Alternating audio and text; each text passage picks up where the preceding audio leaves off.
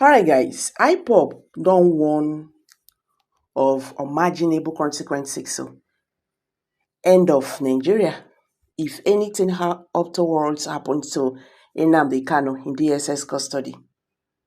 So guys, the indigenous people of Biafra has raised an alarm over the worsening health condition of its detained leader Nnamdi Kanu, warning the Nigerian government and its international partners that there must be a dire consequences if anything happens to Kanu. In a statement which was issued on Tuesday by spokesperson Comrade Emma Powerful, IPOB accused the Department of State Service DSS of deliberately endangering Kanu's life through prolonged detention and poor medical care. IPOB said the situation had reached a breaking point, warning that any further deterioration could spark a crisis with grave consequences for Nigeria and the wider region. Mazi Nnamdi Kanu is priceless, and no amount of blacklist, judiciary rascality, or DSS-induced health crisis will be tolerated, the statement read. IPOB liked the situation to historic global flashpoint, comparing Nigerians' continued detention of Kanu to the events leading up to the First World War. The group insisted that the extraordinary rendition of Kanu from Kenya in 2021 violated international law and described his continued detention as an act of provocation that risked plunging the Southeast into turmoil.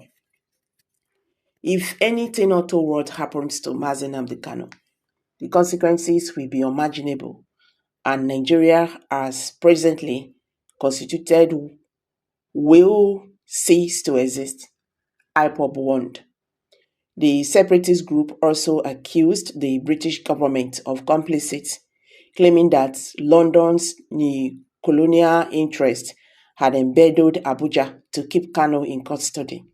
IPOB further lashed out at what he called Igbo collaborators and political jobbers, insisting that history would vindicate its struggle. IPOB called on President Bola Tinubu's administration, the DSS, and international stakeholders to ensure Kanu's unconditional release without delay.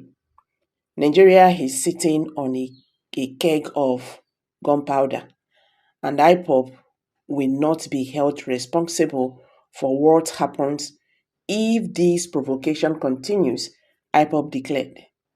Kanu was first arrested in 2015 on charges of treason and terrorism-related offenses after spearheading a renewed agitation for the creation of an independent state of Biafra in Nigerian southeast. He was granted bail in 2017, but fled the country, resurfacing in Israel and later in the United Kingdom. In June 2021, he was intercepted and returned to Nigeria under controversial circumstances widely described by his supporters as an illegal abduction from Kenya. Since then, he has been in DSS custody, facing multiple charges.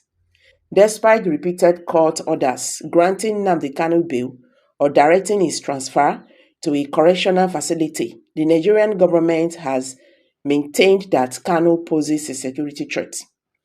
His detention has fueled tension in the southeast, where sit-at-home protests, violence, and economic disruptions have been linked to IPOB's activities. Kanu's health has been a recurring concern, with his lawyers and family members repeatedly claiming that he requires urgent medical attention not available in the detention. As I'm talking to you today, Nnamdi Kanu have written to the DSS asking the DSS to allow him have access to medical care because his health is deteriorating. I don't even know what we are doing in this country. This is not fair. It is not. Let nothing happens to him, then they go come talk say IPOB don't start or IPOB do this or do that. What is going on right now is not good. This man should be released. The double standard in this country, I don't know what to say about it. These are people, when they say they negotiate with bandits. They enter peace talk, peace deal with bandits. But you go after agitators, cracking down agitators in the name of what? So guys, I'm dropping this one here. Please drop your comments below the comment section. Share this video, make it go viral so that Nigerians could understand how this matter be today. Thank you. See you in my next video.